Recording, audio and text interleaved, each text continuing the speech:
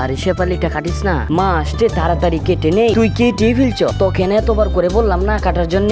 আরে কেটে ফেলছি, তুই তো দেখছি আমার বাগানের সবগুলি লাউ কেটে ফেলবে, বেশি করলে আর একটা কেটে ফেলবো। হয়েছে যা, আমি এটা বাড়িতে নিয়ে রান্না করব। এখন মার খামার থেকে একটা মুরগিও ধরে নেই, এই মুরগিটাই ধরবো, এটা আমার পছন্দ হয়েছে। মুরগির মাংসগুলো কেটে নেই, এই তো এখন রান্না করে ফেলি। মা দেখলে আবার বকাবকি করবে, মুরগির চামড়া গুলো দিয়ে নি। এই তো হয়ে গেছে। কিরে শেফালি, মাংসের গন্ধ আসতেছে। আরে তুই দি দেখছি আমার খামারের মুরগি রান্না করে ফেলছ, তুই তো দেখছি আমাকে ধ্বংস করে ফেলবি।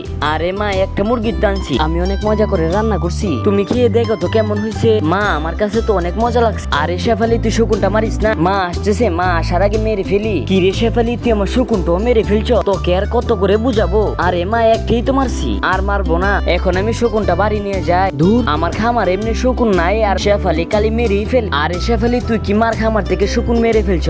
চল আমরা দুইজনে মিলে রান্না করি, আমরা দুইজনে মিলে এটাকে গ্রিল বানাবো। শেফালি দাঁড়া, আমিও ধরছি। এই তো গ্রিল হয়ে গেছে।